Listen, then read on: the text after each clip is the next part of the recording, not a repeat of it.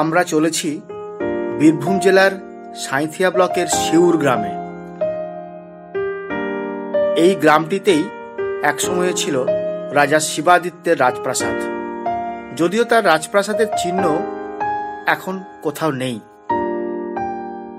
তবে তার প্রতিষ্ঠিত বেশ কয়েকটি মন্দিরের নিদর্শন আজও রয়েছে। তার মধ্যে অন্যতম এই রামেশ্বরী মাতার মন্দির।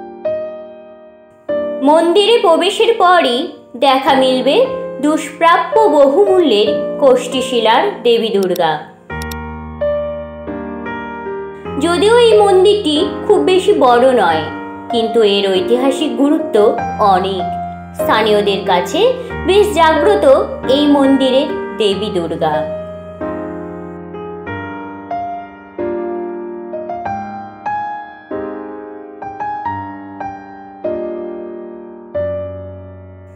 আমাদের সঙ্গে কথা হলো এই রাজপরিবারের বর্তমান বংশধর তাপস সিংহের সঙ্গে। তিনি জানালেন, আগে ছিল শিবপুর, সেখানে অপভ্রংশ হয়ে এখন শিউর গ্রামে পরিণত হয়েছে। এটা একটা রাজবাড়ি।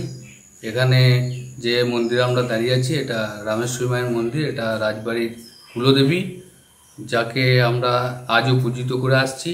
এর বিশেষ পূজা হয় দুর্গাপুজোর সময়, আর এমনি প্রতিদিন নিত্য পূজায় পূজিত হন মা এখানে দশভূজা হিসাবেই পূজিত হন।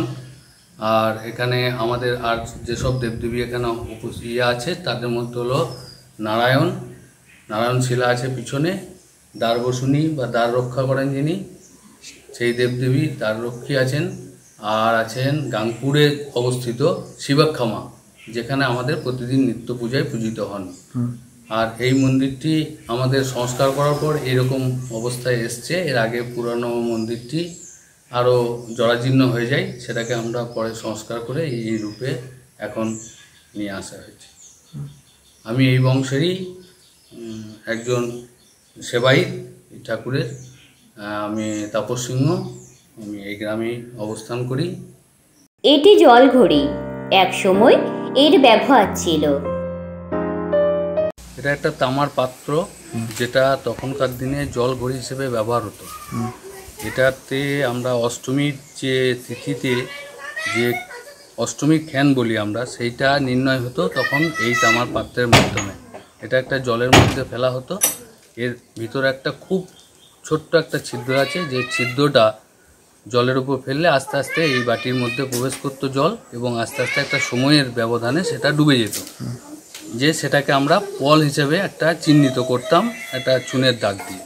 সেই পল হিসেবে আমাদের অষ্টমীর খ্যান নির্ধারণ হতো, এবং এই পল হিসেবেই একজন গণক থাকতো যিনি এটাকে গণনা করতেন, এবং গণনা করার ফলে আমাদের যে পল হতো সেই পল হিসেবে আমাদের এখানে বলিদানের প্রথা ছিল। সেই বলিদান প্রথা এই হিসাবেই চলতো, কোনো ঘড়ি বা এরকম কোনো নিয়মের ইয়েতে চলতো না। যেটা চলতো এটা জল ঘড়ি হিসাবেই ব্যবহার হতো।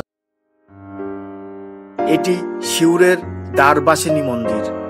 এখানে বিরাজ করছেন দ্বারবাসিনী নারায়ণ। এটিও মূল্যবান কোষ্ঠী পাথরের মূর্তি।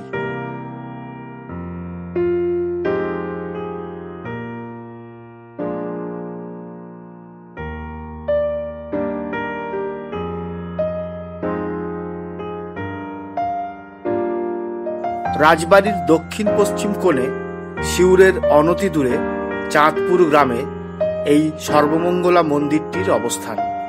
এই মন্দিরটিও রাজা শিবাদিত্য প্রতিষ্ঠা করেছিলেন। প্রাচীনত্বের দিক থেকে এর গুরুত্বও কিছু কম নয়।